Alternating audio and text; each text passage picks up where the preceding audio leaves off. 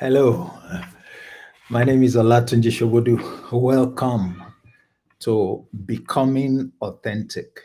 Becoming Authentic. How to be an authentic leader. How to be an authentic leader.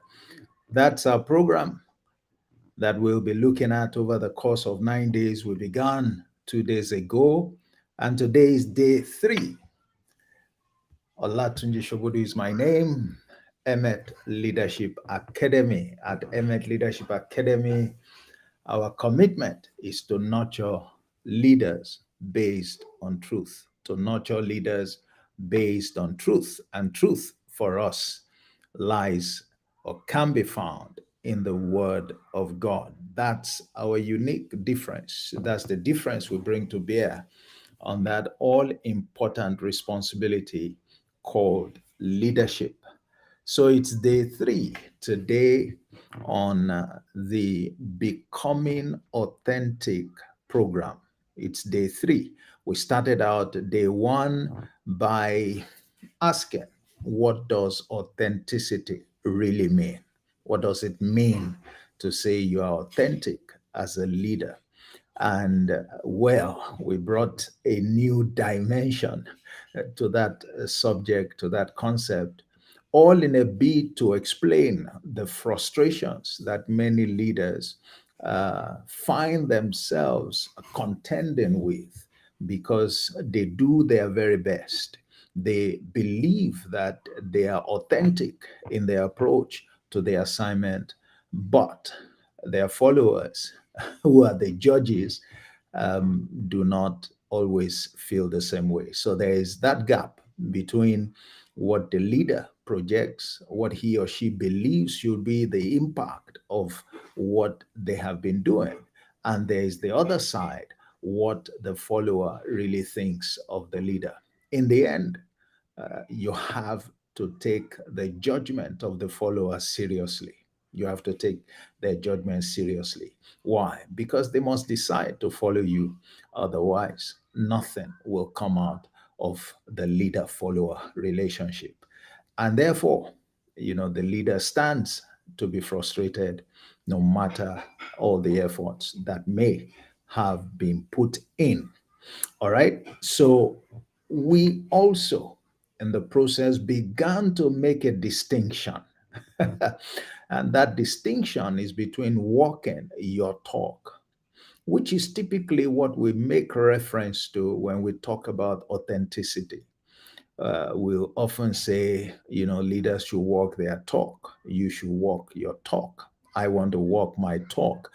I guess the idea is that once I walk my talk, then I am authentic and I can be seen as a hypocrite, which is the direct opposite of authenticity. When you lack authenticity, you are seen as a hypocrite. And so we said, well, there is walking your talk, but there is also walking the talk. All right. And so leaders must not only walk their talk, they must also walk the talk. So you would ask, what is walking the talk? How is there a difference between walking your talk and walking the talk? All of that we dealt with in the first day, and we began to break that down, walking the talk down further yesterday. And the difference is in the fact that whereas when we refer to walking your talk, we look at just one dimension of authenticity, whereas those you are leading, those who are observing you, those you would like to follow you, they are looking at more than one dimension. They're looking at you and your conduct in at least 7 different dimensions. So you may actually be doing well, as tough as it is on one dimension, which is usually, do my actions, do they align with my words? That's usually the dimension that you look at. That's the dimension that you're so focused on. For those leaders who are interested in projecting authenticity or bringing authenticity to bear, in their assignment. But because that's not the only basis that your followers use, that your team members use to assess you, your authenticity, you are often left wondering where you went wrong. Yes, you went wrong because you looked at one out of at least seven different dimensions. And of course, even if you're doing well on that one, what about the six other dimensions? And that's why your people may conclude that in spite of all your hard work, in spite of all your efforts, in spite of your believed commitment to them, that you still aren't authentic. Now, that can be frustrating. I understand that. And that's why I have taken the pains to run this 9-day series so that I can really help you to appreciate what authenticity means, what are the dimensions of authenticity, why are they important, dimensions that your people will take a look at, and how do your people judge, on the basis of those dimensions. And of course, also the power of each of those dimensions for helping you to do leadership right, for helping you to do leadership right. So that's what we've been looking at. And yesterday, we looked at the first of the dimensions, which was focusing on your identity, your identity. Call it self awareness. I also used two other words interchangeably. With identity, I use the word personality and I use the word character. I love, that word character. And so that's one dimension. And when we looked at character, we talked about the fact that you need to be authentic in your character.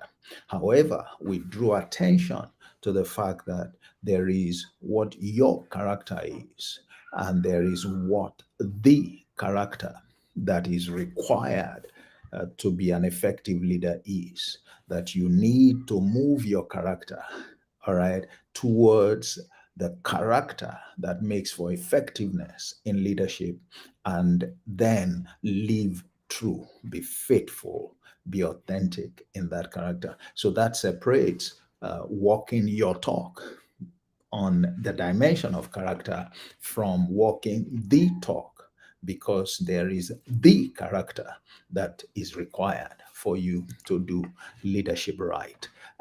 So you can look at that. If you go to my YouTube channel, you can look at the last two sessions. Every day we meet for 1.5 hours, and I try to walk us through each of these dimensions. So today, day 3, we're looking at another dimension, the second dimension, actually.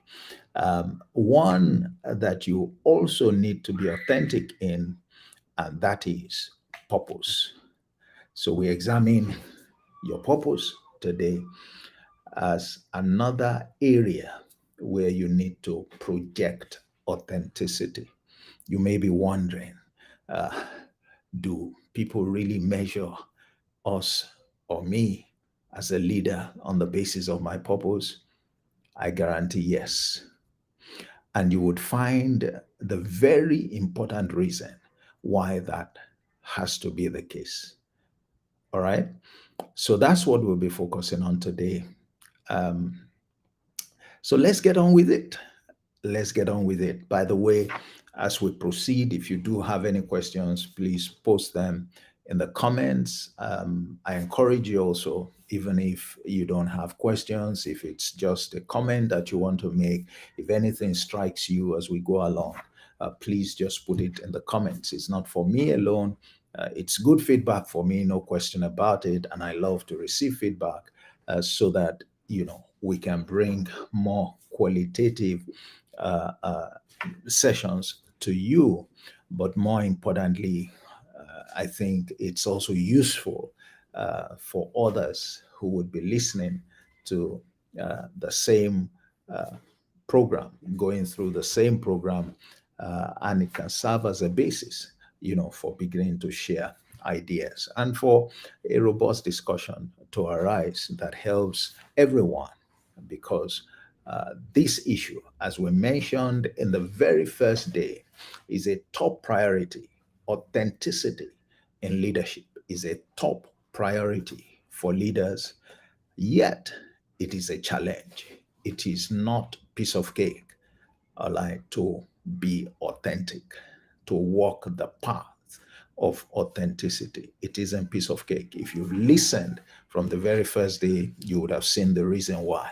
Like we said, first of all, you have to distinguish between walking your talk and walking the talk.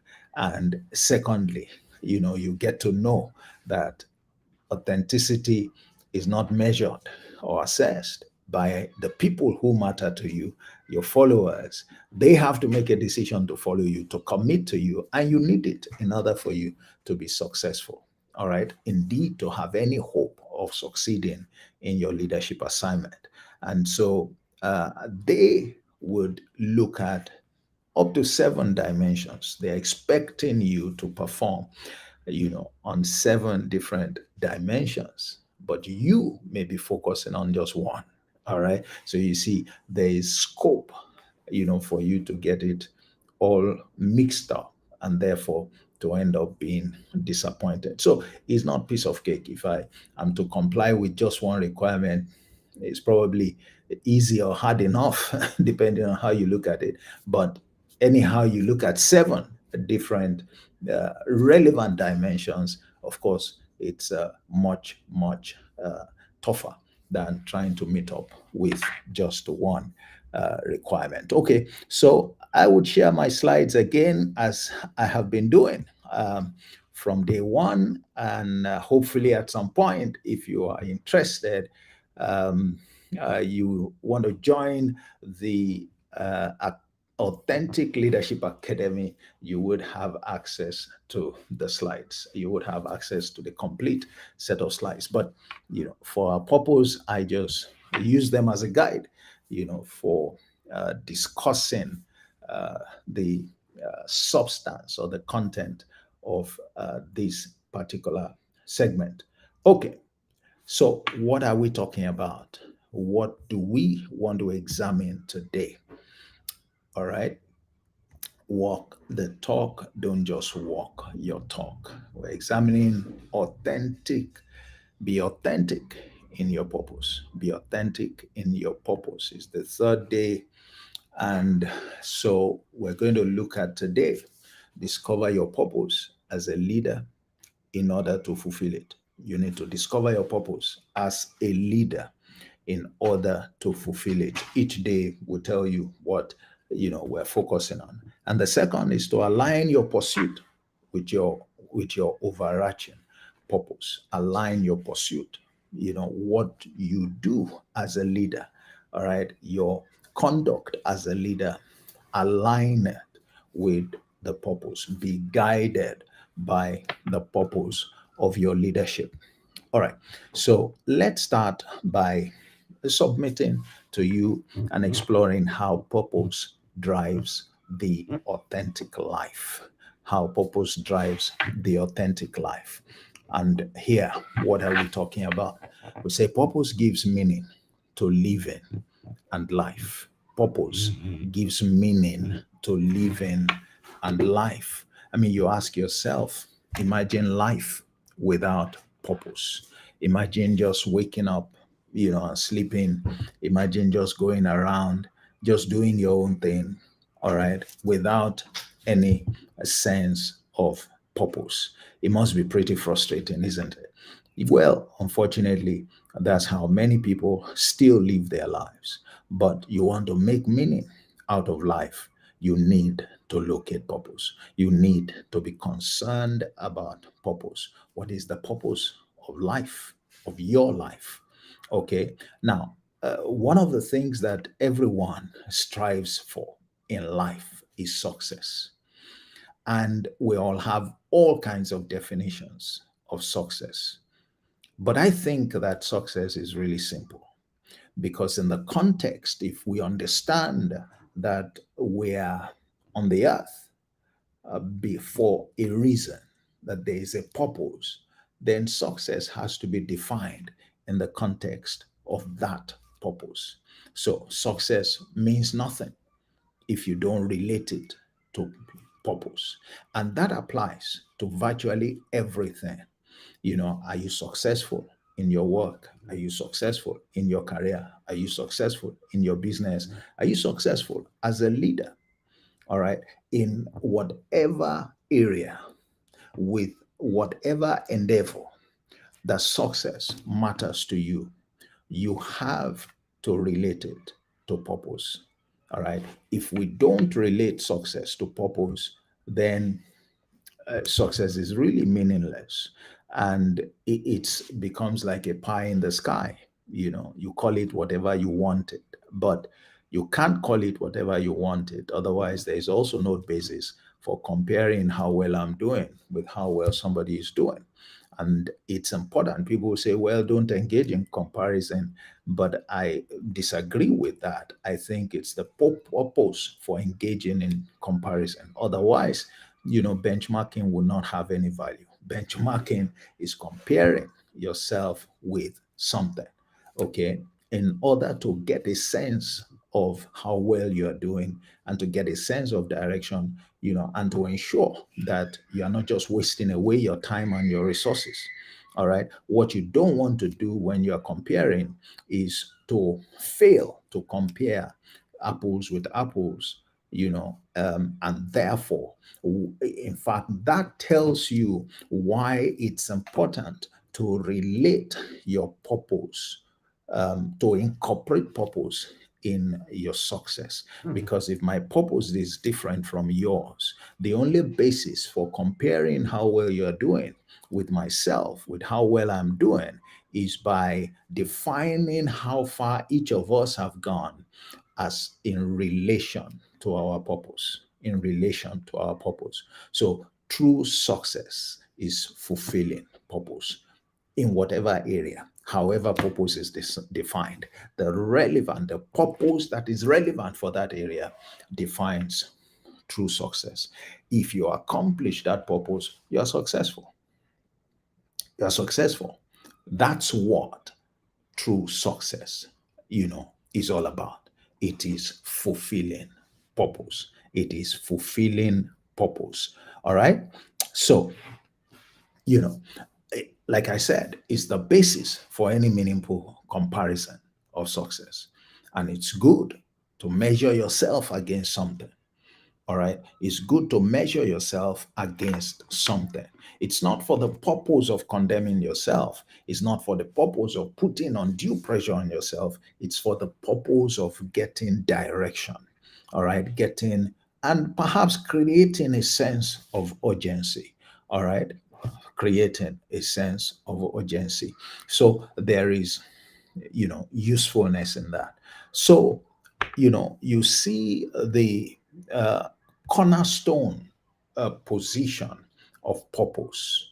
All right, we see purpose as a compass for navigating life. Purpose as a compass for navigating life, the journey of life. And the right compass, for that matter, is what you should use. Don't use my own compass. Don't use anybody else's compass. Locate your own purpose and use that purpose as an anchor for navigating your own journey in life. Truth is, your journey is different from mine. Your journey is different from mine. But from the point of view of leadership, we have to interact anyway. Okay. Because there's a place for that relationship also in the journey of life. So you are called to run your life's race, but you must run it according to purpose. You must run it according to your purpose. All right. Locate your purpose and anchor your race, the way you run your race, to your purpose, such that at the end of the day, you fulfill your purpose. At the end of the day, you fulfill your purpose. It's the reason why leaders are able to say at the end of the day, I have truly succeeded. Like Paul will say, I have fought a good fight. I have finished my course. I have kept the faith. That's a man who understood exactly what his purpose was. Without knowing your purpose, you can't make that kind of declaration suggesting that you are a success. You can't be a success if we don't assess your so-called evidence of success in relation to your purpose. In relation to your purpose, you can't be given an orange seed and you bring us, a bountiful harvest of mangoes, and you claim to have been successful. All right, the mangoes you have brought is meant to be assessed in relation to what was expected of you. The one who gave you orange seeds expected you to come back with oranges, with a harvest, a bountiful harvest of oranges, not with a bountiful harvest of mangoes. So, a man who was given orange seeds, the purpose was made very clear.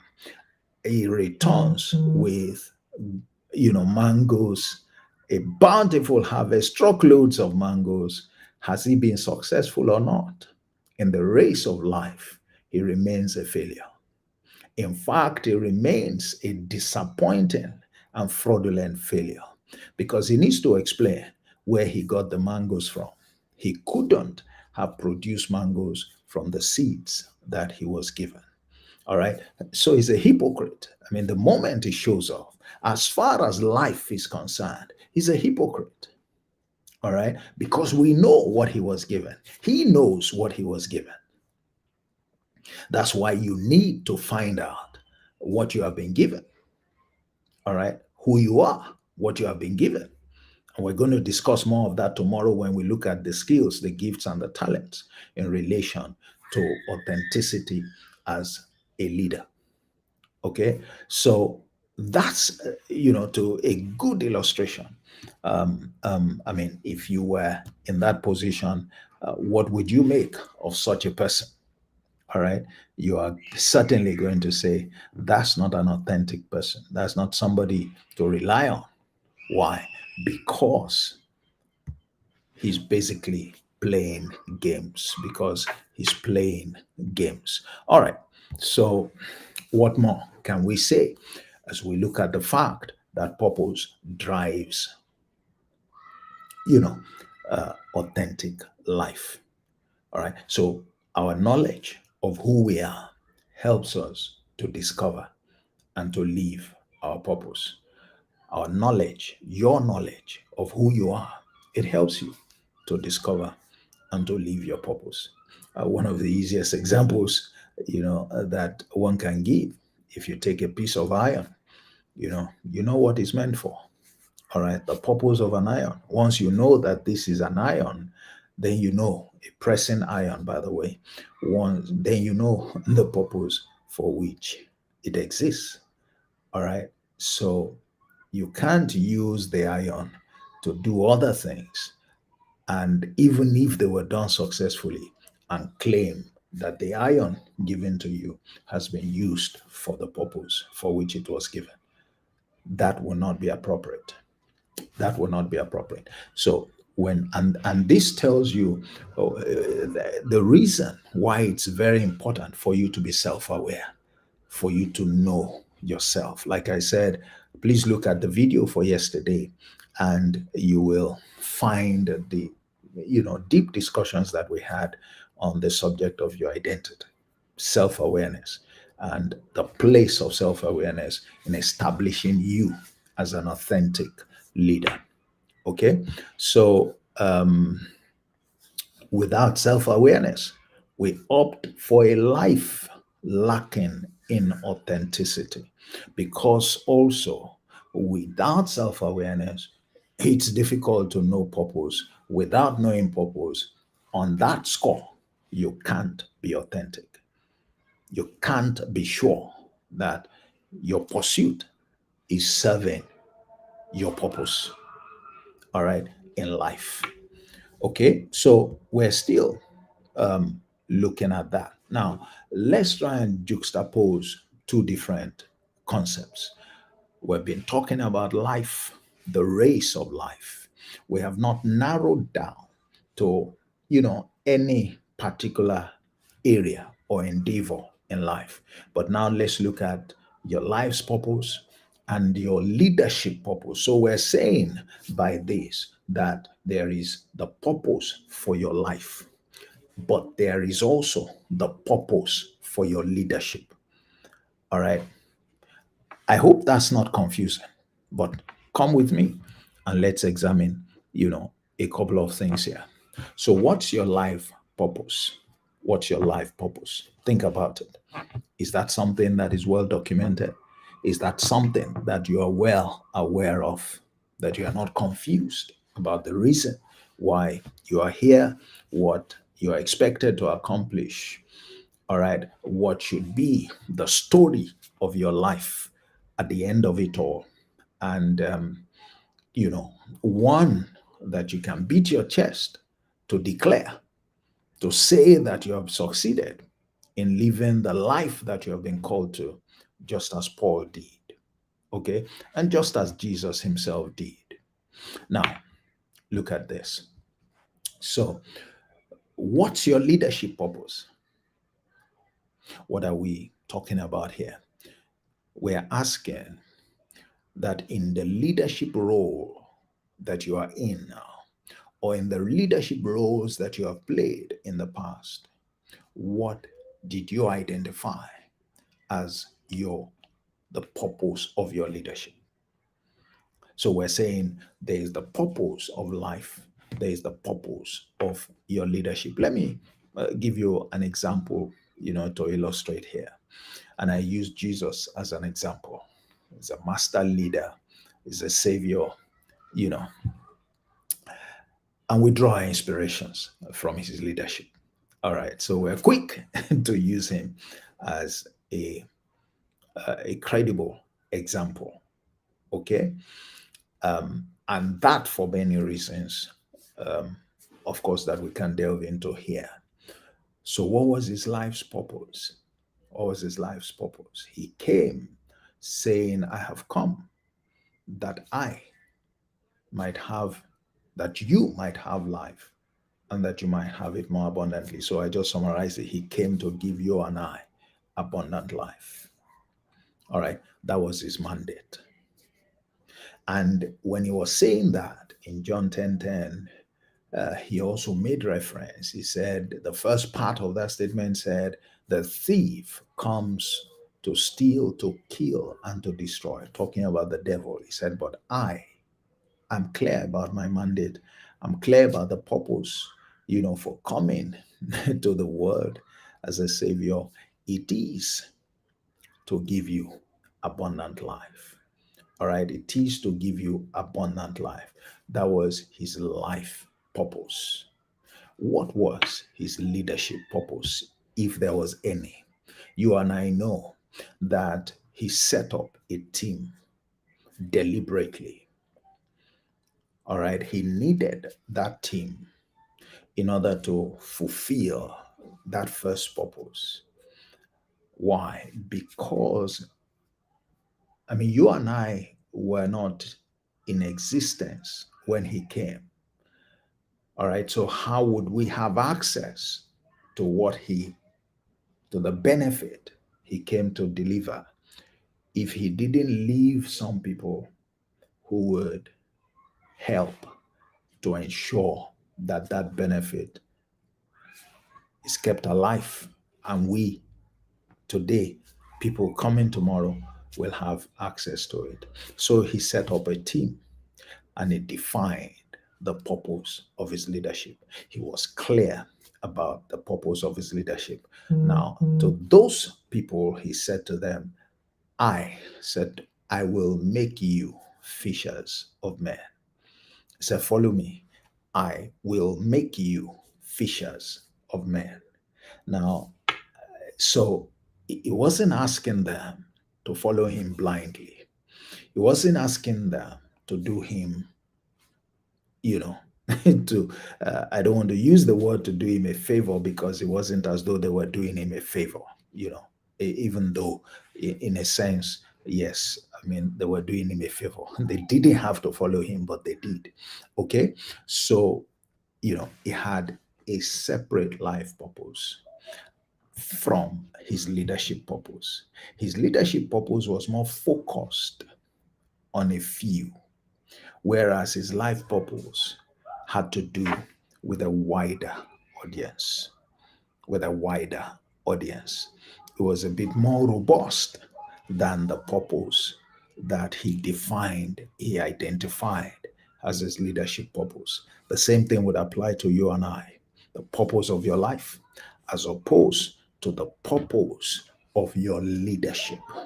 All right. So every leadership role that you are appointed to, every leadership responsibility that is thrust upon your shoulder comes with a purpose. And it's important that you identify that purpose. As we have said earlier on, in order for you to succeed in that leadership role, you need to do so to work towards achieving, all right, fulfilling the purpose. If you don't know the purpose, clearly you can't succeed as a leader. If your purpose is not very clearly defined, you can't be rated a success. And by the way, you don't rate yourself a success or a failure when it comes to leadership. Your people, by what they experience serving under you, are the ones that rate you. Once I was blind, now I can see. That kind of encounter is what people following you need to have. All right. I mean, they will not be confused by any means about the impact of your leadership upon their lives. And if whoever is making that assessment obviously cannot be wrong. Once I was blind, now I can see. Clearly talking about the impact, of Jesus. That's the kind of impact that you are expected to make as a leader. But that can only happen when you understand exactly the purpose of your leadership. And that's when you can have that kind of a report, as it were. Now, what are we saying here? We are saying that there is a difference between your life's purpose and your leadership purpose, which means you must run your race in life according to the two purposes. You must run your race in life. The moment you are appointed as a leader, the moment you are appointed as a leader, there is a purpose defined for your leadership. You must identify it. You must state it. Your people must be aware of it. And I will tell you why that is important as well. So, at different times in life, you have two purposes to be mindful of. Jesus kept his eyes on two different purposes. All right. They may be self reinforcing, but both of them were very important. Both of them were very important. Now, like I said before, if he didn't take on that leadership role to groom people who will succeed him, and extend the impact of the work that he had done, then the work he had done would have finished with him. And you and I would not be beneficiaries. And that was not the intention. All right. That was not the intention. So he had to run according to the two. One in relation to 12 fellows that he put together as a team, the other in relation to everybody, including the 12 fellows. Including the 12 fellows. He came to give them abundant life too. But as far as their walk with him, their leadership walk with him, as far as he was taking direct leadership responsibility for them, he had to be mindful of a second purpose. the realization of his first primary purpose will not have been sufficient for his leadership purpose. So maybe I should submit to you here that perhaps one of the reasons that you have been having challenges with authenticity is that you have kept in view your life's purpose. And for some people, your life's purpose is defined by your career purpose, but you have not kept in view, nor have you defined clearly, at least not, to your people, what the purpose of your leadership over them is. Maybe you have allowed them, to just infer. Maybe you think they ought to know, but that's not sufficient. Like Jesus did, he had to define it. Follow me, and I will make you. All right. There was a clear purpose. So when you see people committing themselves to him, they had a reason why they did that and why they did that promptly in his own instance. Okay. And the same thing holds today. Make no mistake about it. The same considerations hold today. You would think that those guys did not think before deciding to follow him. No, not at all. They thought about it. Nobody follows anyone, all right, in the manner they did, as spontaneously as they did, without anchoring it to something, to some expectation and a conviction that the person that he or she has decided to follow can be trusted to deliver. Authenticity right there. Okay, so that's, what we're talking about. So when you are leading, the relevant purpose must be kept in view. The relevant purpose must be kept in view. Your life's purpose or your larger purpose for living will not suffice. At least as far as your people are concerned, it will not suffice. The basis for your relationship with them is not your life's purpose.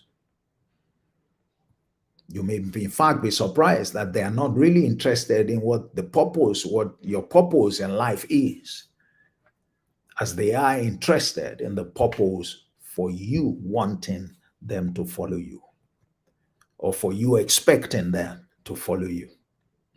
That's not being tough on you. That's not being hard. That's just the reality. That's the truth.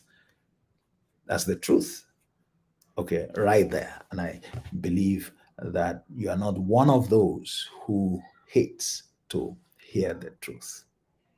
So let's look at the authentic life versus the authentic leader.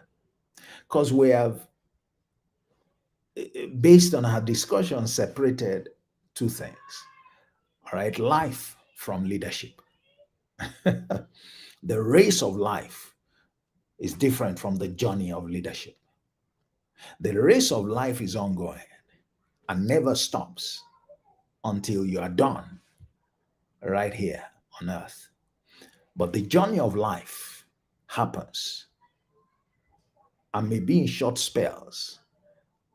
All right, because as you move from one employment to the other, from one responsibility to the other, in different spheres of life, your leadership role changes. All right, so they come in small bouts, if you like, presiding over different sets of people from time to time, all within the larger journey of life. So you must treat each leadership bout, all right, each spell of leadership with the attention that it deserves. And each one, has a distinct purpose. So the authentic life, you live an authentic life when you run according to life's purpose. When you run according to life's purpose. So when Jesus goes about, with his guys doing things, healing people here and there, solving problems, teaching, and all of that, he's running according to life's purpose, the purpose of which is to give abundant life. Okay? But when he is going about focusing on his people, all right, leading them effectively, he's seen to be an authentic leader when he runs according to his leadership purpose. When he runs according to his leadership purpose. So you can see, I mean, it's just great to use him as an example. And you and I, we can use ourselves as an example because we're not always in the office, whatever it is that you say. You have your life to live, a good part of it at a stage in life, may have to do with you pursuing a career. All right. But your life is bigger than your career. And the responsibilities that you are given in the pursuit of your career, working, for an employer or the other, is focused on a smaller set of people, much smaller than those you have to interact with, than those you have to impact in the race, in the more robust race of life. So you see an important distinction that we have made. You aren't judged authentic, therefore, because you run contrary to your leadership purpose. Maybe your life purpose has overshadowed your leadership purpose. Maybe that's what has taken all of your attention. And you believe that you are living your life the way you understand it, the way God wants it. But the truth is that you are neglecting the purpose of your leadership role. The pursuit of your purpose in life will not automatically serve the purpose of your leadership. It won't. And indeed, how can it? Because some people are even in the wrong jobs. So it's important that you are able to distill what the purpose of your leadership is and to run accordingly. You can run an authentic life. You can be authentic in your race of life, but you may still fail the authenticity test in your leadership role. And that's easy to appreciate. That's easy to appreciate. If Jesus had said, I will make you fishers of men, and he didn't make them fishers of men, but he gave them eternal life, he would have fulfilled his life's purpose, but he would have failed in his leadership purpose. Let me back up a bit and use an illustration here, and I think it's very useful. I love talking about, Jesus as a leader given his scorecard, and that was done in John 17. Is a favorite of mine, and I spend a lot of time trying to understand because he was frontal there. He said to God, he said, I have done the job that you have given me. I have completed it. I have succeeded in it. It was very emphatic. He didn't mince words about it. And obviously, he knew what he was saying. He knew who he was talking to. He knew he couldn't lie to the person he was talking to. So for you to come before him and say, Sir, I have completed the assignment you gave me,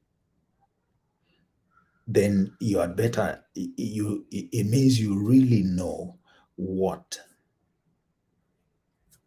you're talking about. That's why I love that, because he was very frontal. But do you know that when he was making the justification, that is, he wasn't just saying, look, I've completed the job, now give me my reward. He went on to explain what he meant by, I have completed the job. And he said a couple of things. He said, I have given them your word. He said, I have made your name, known to them. He said, they have received your word. He said, I have shared the glory that you gave me with them. All right. He listed all of those things. So it was very clear. He said, I have not lost anyone out of them. I have kept all of them intact, except one, which is Judas, of course, we all know. And he gave the reason why Judas was an exception. He said, Judas has a different destiny. He's a son of perdition. He was appointed unto destruction. So it was pretty clear. Now, the interesting thing about his scorecard is that he never talked about giving them eternal life. He said, yes, that's what you sent me to do, but that's a general thing. But for these 12 guys that I led, there was a purpose, and I fulfilled that purpose. At that point, he couldn't have been given a result about his life because he was not dead. In fact, at that point, he had not accomplished his life purpose. He hadn't gone to the cross. But he had accomplished the purpose of his leadership at that point. That's why he was able to make that submission. So he understood clearly. I mean, if you look at that, he understood clearly that his leadership purpose was different from his life purpose. And he kept it in view. And he was able to say, this leadership purpose, I have accomplished it. You can't say that if you haven't kept it in view all along. And I could give examples, to show that he kept it in view all along. But suffice it to be said at this point that he fulfilled that role, that mandate, that purpose of his leadership. And he understood that it was distinct from his life's purpose.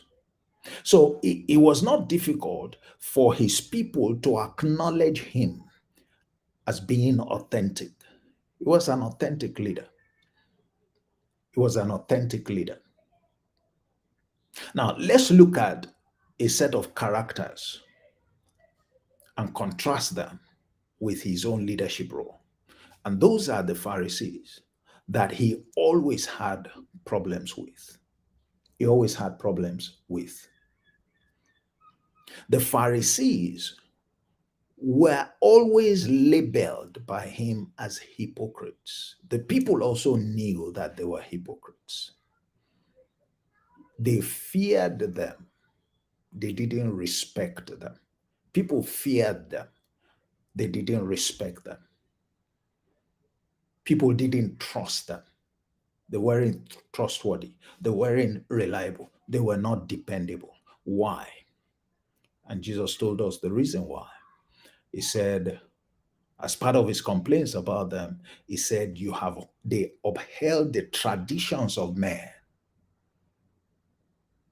and made the instructions, the commandments of God of no effect. So they jettisoned the purpose of their leadership, which were the commandments that God gave them concerning the people they were leading, and upheld the commandments of men like themselves, of their forefathers, of their ancestors. And their forefathers weren't the ones that would determine the purpose of leadership of the people.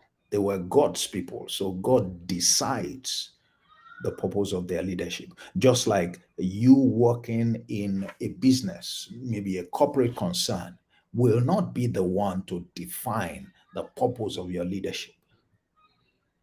All right. You would look to your employers, to senior management, to the board in some cases, all right, for to understand the purpose of your leadership, that role that you have been appointed to play.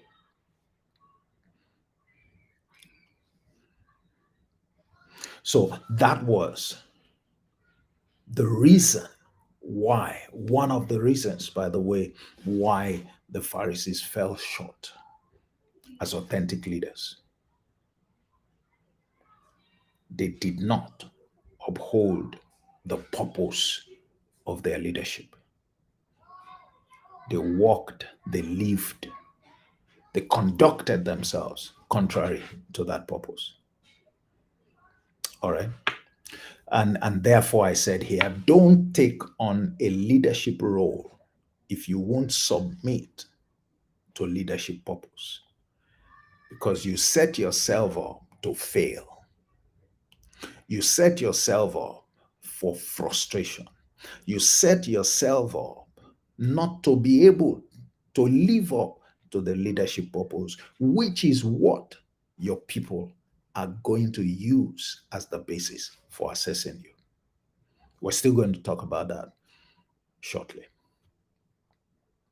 Don't take, there is no point. So a lot of leaders fail on this count. This is where purpose becomes very important. The purpose of your career is not the same thing as the purpose of your leadership. The purpose that you have, for your overall business is not the same thing as the purpose of your leadership. The purpose for your life is not the same thing as the purpose of your leadership. The fact that you have a leadership responsibility, you have been appointed to a leadership role, means that you must, as an obligation, if you're a true leader, you must establish, discover, whatever the case is, be clear about what the purpose of your leadership is. It matters to you, and it surely matters to those who are following you.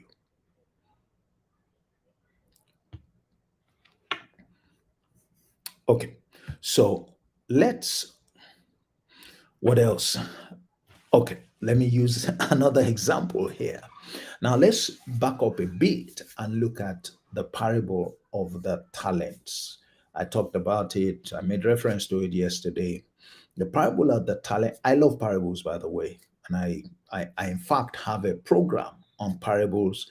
I call them, there is an introductory program that is called Parables for Profit, where I expose those who are interested to the parables of Jesus as a resource for running a profitable life or accomplishing profit in the works of your hands.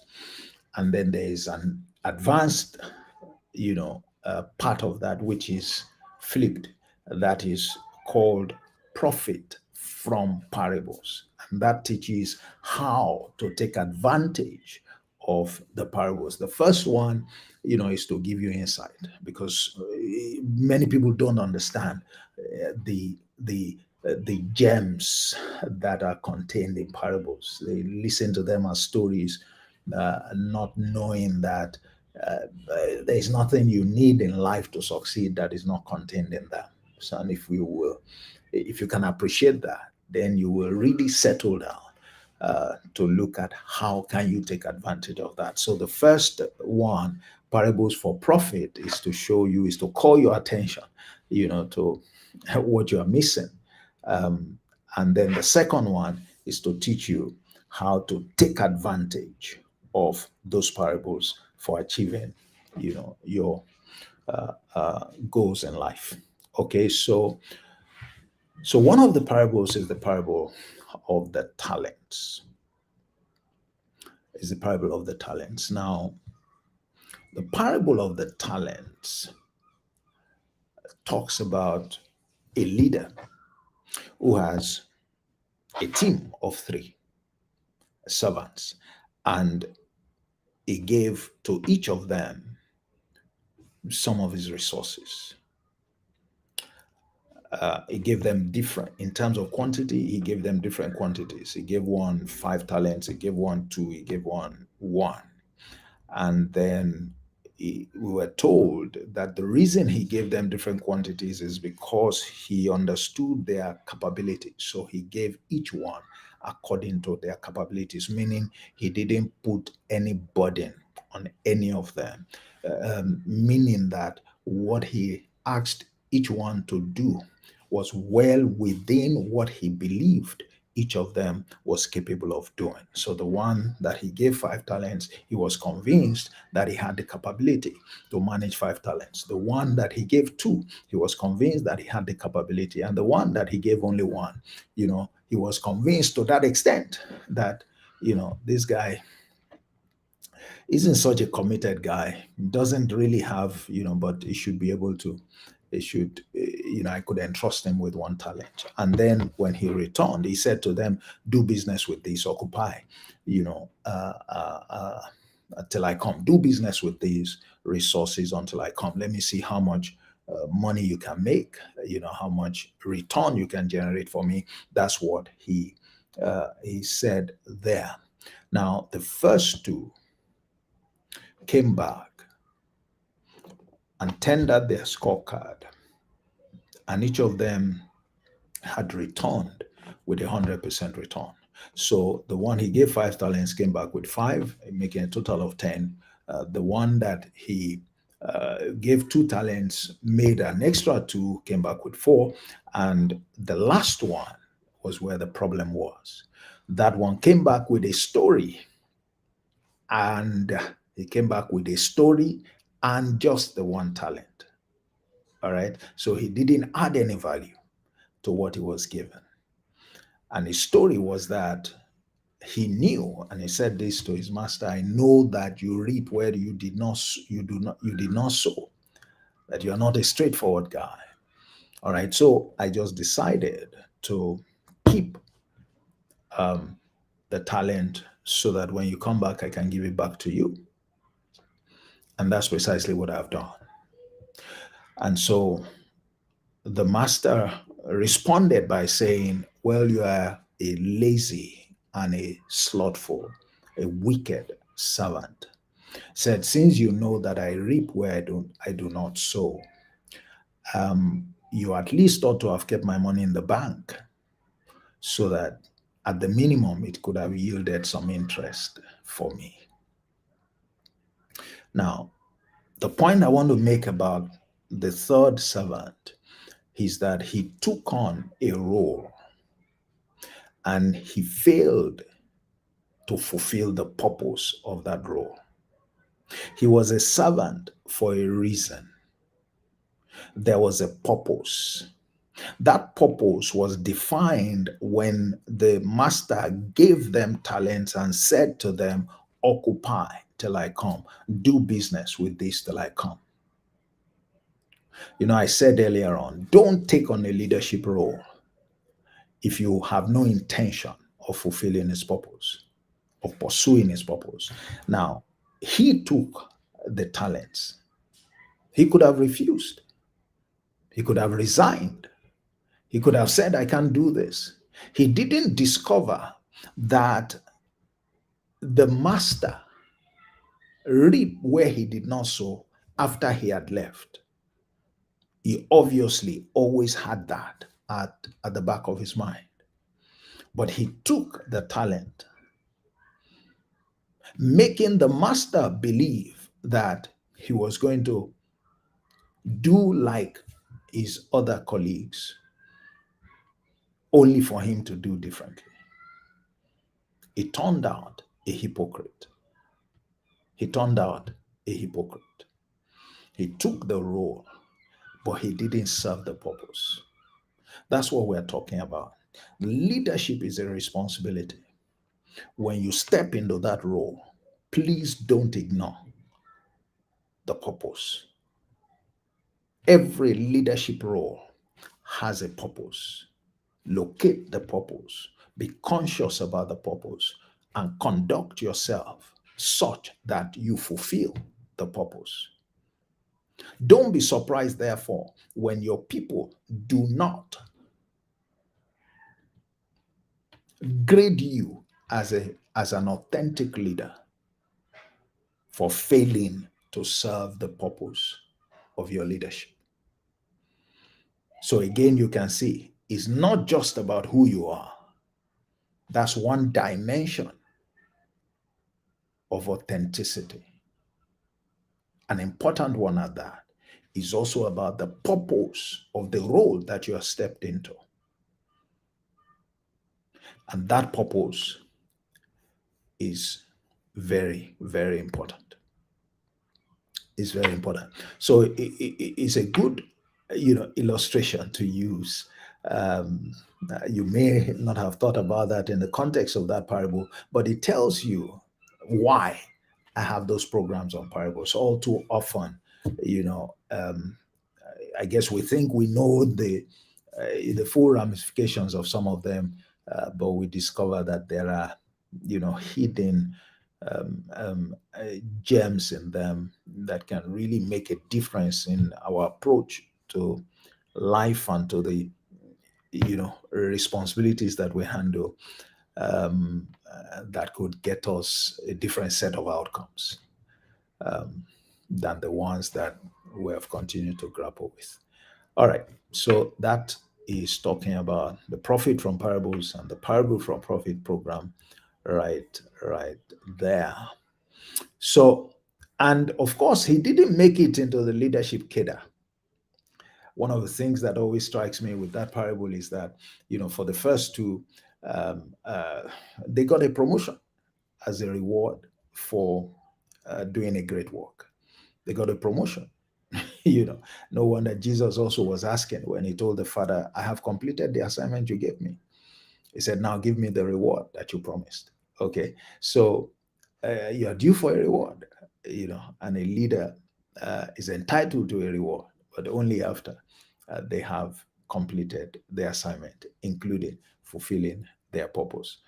Um, so what he did was for each of them, he said, well, now you have been successful in managing 5 talents. Now come and manage 10 cities. For the other one, he said, you have been successful in managing 2 talents. Now come and manage 5 cities. But the other one, who would have been upgraded, because those two are leadership responsibilities. They are growing from managing talents to managing cities. They showed that they are faithful in the little, and now they were judged faithful to be given much. But the other one didn't make it to the leadership cadre. Why? He lacked authenticity. He lacked what? Authenticity.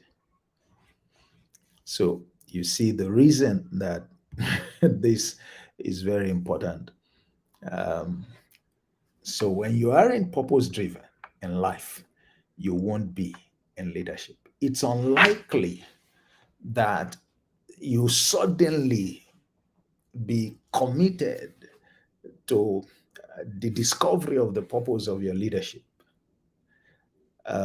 when you are not, or you haven't been committed to your purpose in life. If you have been faithful in little, you're going to be faithful in much. Your life is there. You are living your life.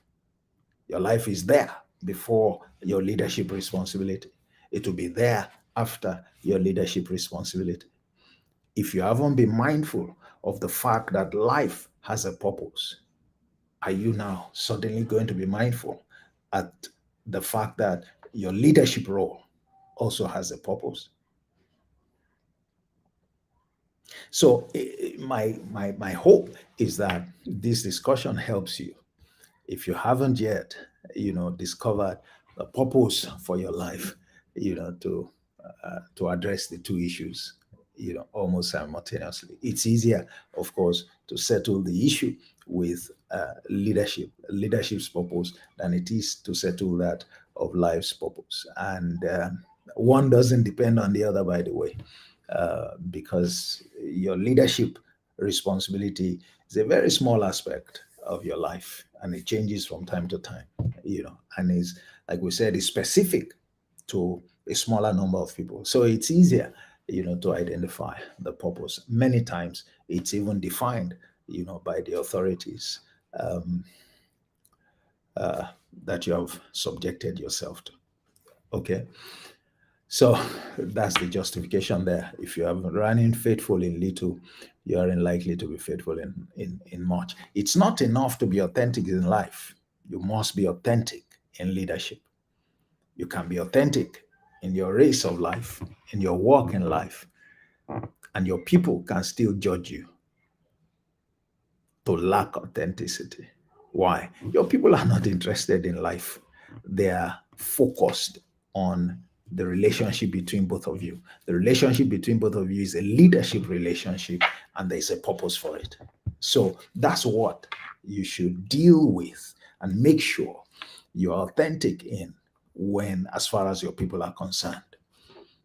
Again, it seems to me that it's easier, therefore, all right, to run your life, including your leadership role, without regard for the fact that there is a purpose to your leadership. And so you still wonder when your people don't adjudge you authentic. Why? That's the reason why. That's the reason why. So you can see your team shares only a part of your life.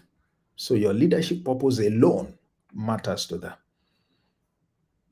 not your life's purpose, not your life purpose. Why purpose matters to your people? Just for us to emphasize that this leadership is a journey that your people undertake with you. You are taking your people on a journey. When Jesus said, "Follow me," to where? The leader says, "Follow me." To where? That means on a journey. We're going somewhere. All right?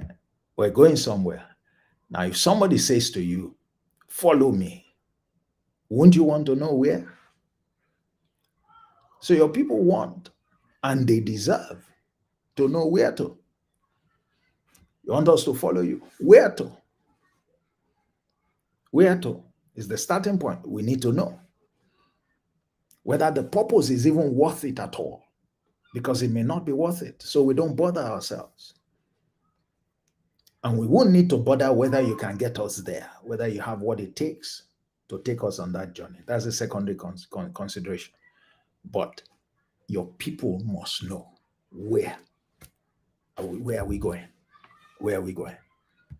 All right? Where are you taking us? They want a sense of direction, and justifiably so. And also, very importantly, they want a basis for accountability. Why is that so? If you say this is where you are taking us, then we have an expectation of what you need to deliver. So we can hold you accountable.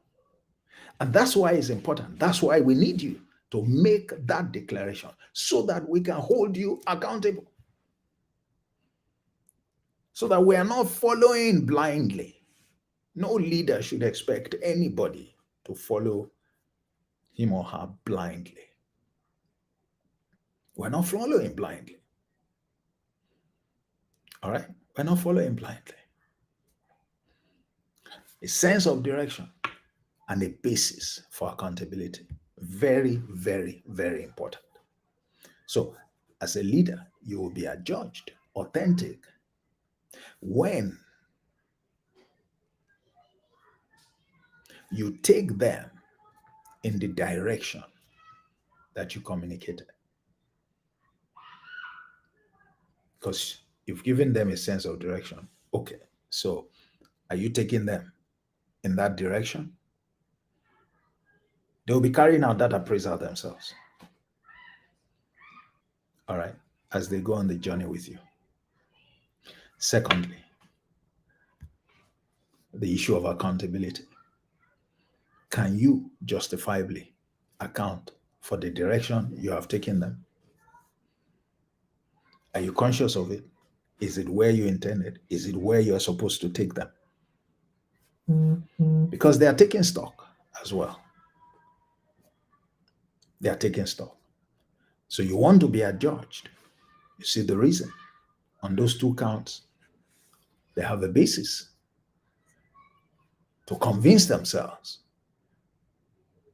whether you are leading true to your purpose. Leading true to your purpose.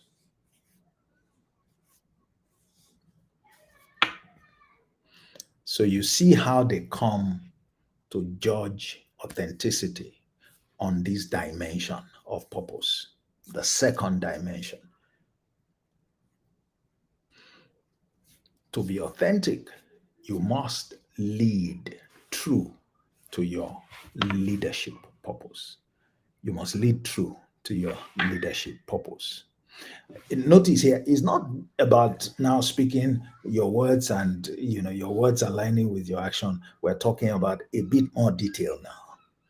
Purpose is the focus for today. Yesterday was your character, your identity, your personality. You saw the relevance and the importance of that yesterday for judging authenticity. Now you are seeing the same purpose for judging authenticity. And you see, it's not one or the other, it's both. The two we have discussed so far, they are equally relevant. It's not one or the other. So you couldn't have been authentic in character and then you think that's it. What about purpose? Because you can be authentic in character and not be authentic in purpose. In order to know that, you need to listen to yesterday's session. And that's instructive. That should challenge somebody to sit up and rededicate ourselves to doing leadership right. The power of authentic purpose. Yesterday, I summarized the power of authentic character. Let me do the same today, and I'll do the same every day with respect to each dimension. All right? So today, the pointer to your people's future is in knowing where you are taking them, the purpose, and that you are focused on heading in the right direction. That's a pointer to their purpose. That's why you can't take the need to be authentic in your leadership purpose for granted.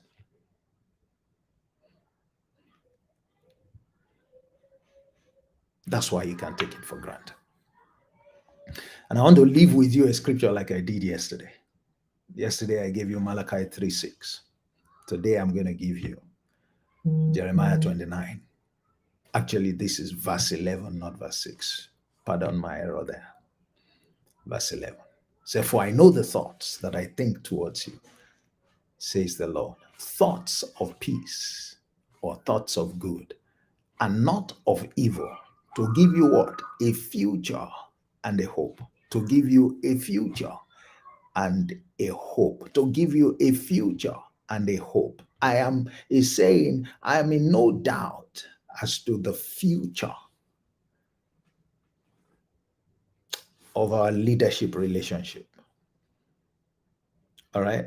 I have no hesitation to declare and to define the future that I am taking you to. And I would empower you to be hopeful along the way. That's what you do when you are authentic in your purpose. A sense of direction is given, the future that awaits the people. Jesus said, I will make you fishers of men. What are you saying to your people?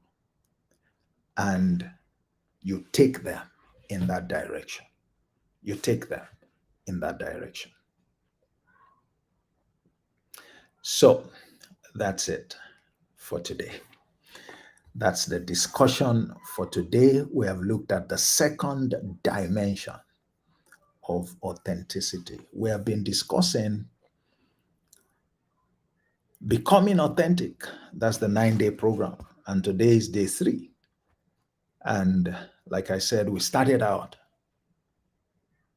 addressing what the true meaning of authenticity is, distinguishing between walking your talk and walking the talk, and establish the fact that there is more than one dimension that your people use to assess whether or not you are authentic as a leader.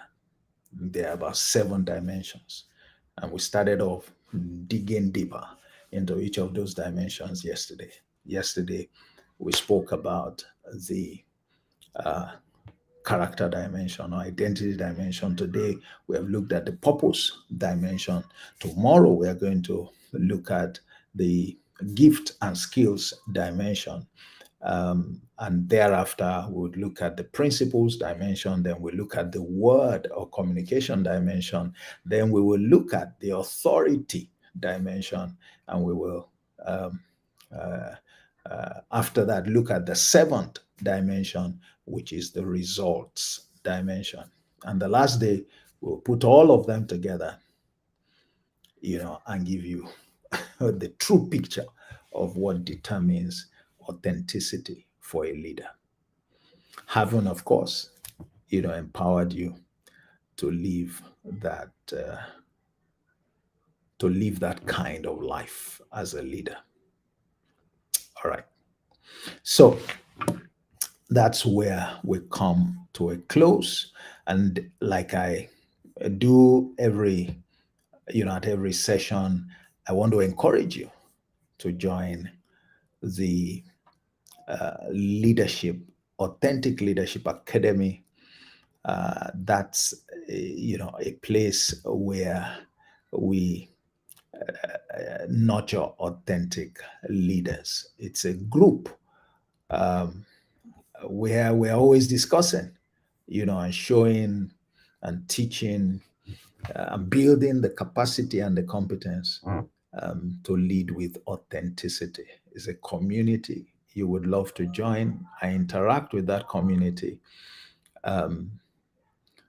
twice a week, and we dig deep on very many issues.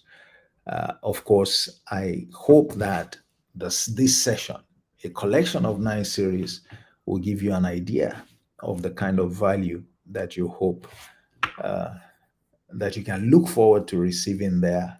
This should start you out, show you what authenticity entails, and hopefully it gets you interested to join that group so that you can stay on course and continually up your game.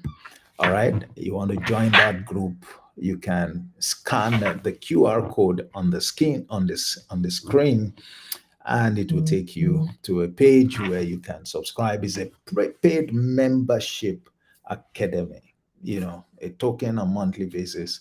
And there are different categories of leadership. You can be either, a general member, or you can be a VIP member. The VIP membership will give you an opportunity to become an affiliate. And so you can also encourage other people to join, and you earn a very nice commission for as many people as join, through you or on your account. So for those who find it convenient to pay in Naira, You can subscribe in Naira for those, use that QR code for those who are outside of the country, or they find it convenient to pay in a foreign currency. You can use that code that you find on the screen. Either way, will meet in the community. There are a whole range of benefits, including, an annual summit, including a mastermind for VIPs, including guest sessions where we bring other people, that we can learn from, to speak to the community, to interact with the community. You can also bring your issues, your challenges, on a day-to-day basis, leadership challenges, to the community, and have the privilege of counsel from like-minded colleagues, along with my good self, who would be the anchor for the community. It's the Authentic Leadership Academy. I encourage you to join. If the sessions that you have listened to have been of benefit, um, go ahead and waste no time joining. It promises to be a very exciting time. You may also be interested in receiving my newsletter. This newsletter is called Share Newsletter. And, it's inspired by First John verse 1. First John chapter 1, verses 3 to 4, saying that the things that we have seen and learned, they are the things we declare to you, that your joy may be full, that my joy may be full. So there's a sense of urgency, that I feel to share, depths of revelation from the word on leadership, with you. And if that's something that you would like to be a part of, you want to subscribe to the Share newsletter. The Share newsletter, weekly you would receive a newsletter from me speaking to one issues, and as frequently, as I have things to share. I call it leading by sharing. Leading by sharing. Again, a token there on monthly basis, but with plenty of benefits, all for you. And you want to share it with others. You want to encourage others also to be a part of it. That also has an affiliate program. For those who join, they can become members of. They can also get affiliate commissions if they choose to. Um, and that applies to all members. There's only one category of membership for now, with the newsletter. So I want to encourage you, if you're interested in it, you also have that uh, a QR code to scan, and it will take you right there. All right, before I close for today, let me mention the fact that, well, some of us, have had programs like these, and people want to reach out to me. They have issues, some need coaches, some need a mentor. That's what I do, for executives. That's what I do, for people who need, leadership coaching, who want to develop themselves, who need, private attention, personal attention. You can scan the QR code that you find on the screen. I think it is to, this side at the corner there, you would see that QR code. If you scan it, it will take you to a page where you can book a call with me, um, uh, where you can book a call, or reach out to me somehow.